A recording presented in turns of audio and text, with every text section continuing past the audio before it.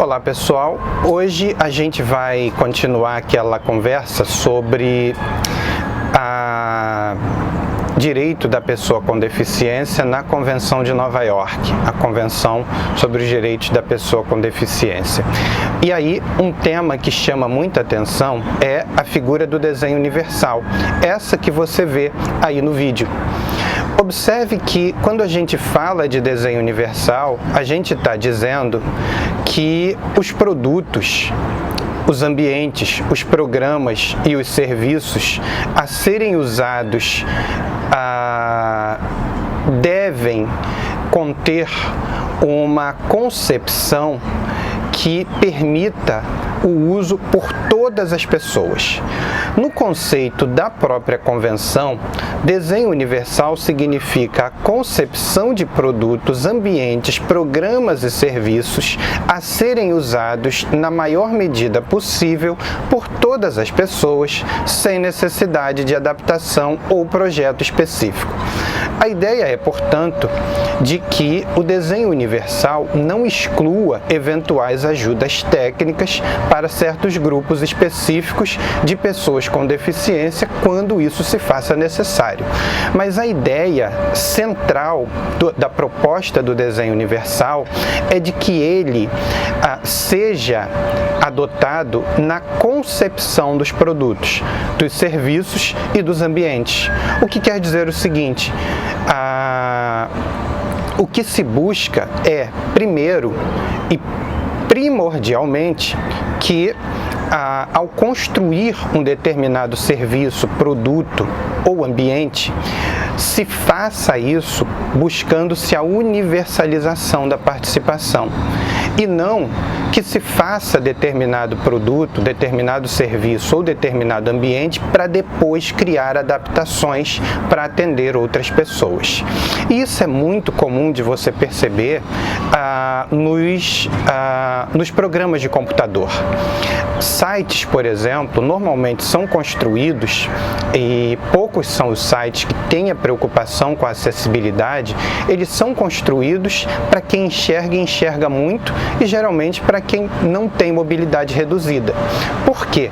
Porque quando você vai observar esses sites, eles são completamente inacessíveis aos leitores de tela, por exemplo. Inclusive sites do governo, sites muitas vezes de órgãos educacionais, de instituições de ensino, todos esses que esquecem exatamente a questão do desenho universal. O site fica lindo, mas inacessível.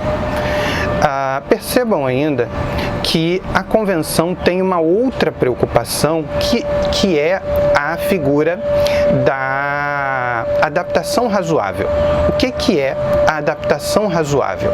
A adaptação razoável é a alteração de ambientes, produtos e serviços após concebidos para atender determinados grupos, determinadas pessoas, ou porque o desenho universal ainda reclama, a concepção do produto, do serviço ou do ambiente ainda reclama adaptações, ainda que tenha seguido ou procurado seguir o princípio do desenho universal, ou porque aquele não foi feito, não foi construído observando o princípio do desenho universal.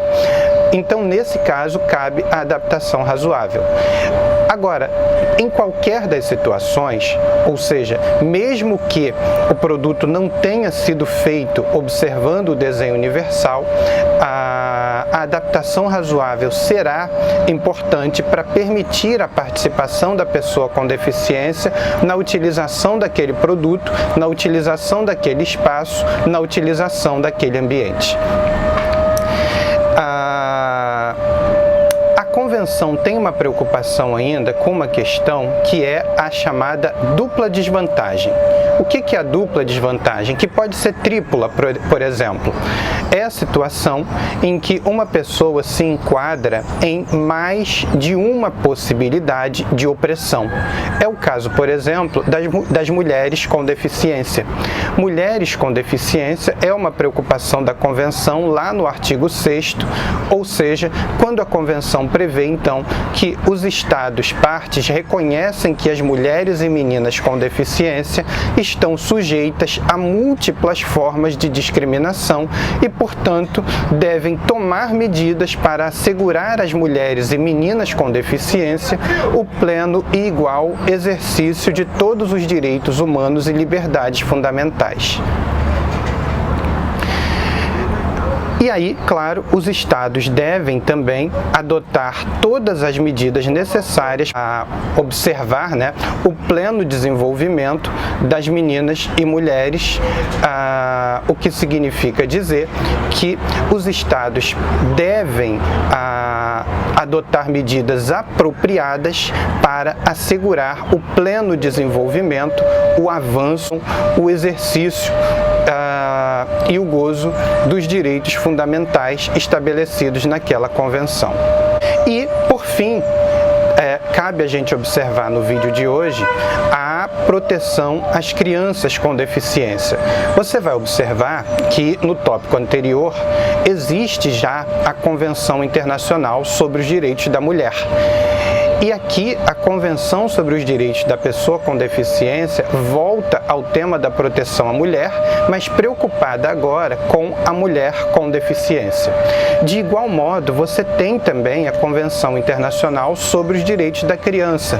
E a Convenção sobre os Direitos da Pessoa com Deficiência volta a este assunto, também preocupada com as crianças com deficiência. E estabelece que os Estados devem tomar todas as medidas necessárias para assegurar às crianças com deficiência o pleno exercício de todos os direitos humanos e liberdades fundamentais, e, claro, em igualdade de oportunidades com as demais crianças.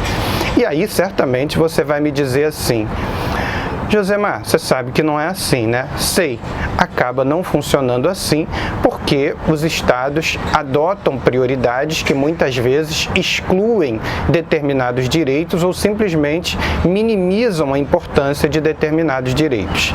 Mas a gente está conversando, por enquanto, sobre teoria. A gente precisa saber como deveria funcionar para depois fazer uma análise, conversar um pouco sobre como tem funcionado, e a gente vai fazer isso com alguma frequência. Então, espero que você tenha gostado do vídeo de hoje. Não deixa de dar pra gente o seu like ou o seu dislike, se inscreve no canal, ativa as notificações, diz pra gente, portanto, se você está gostando ou não. E claro, segue a gente no Instagram. Até o próximo, tchau!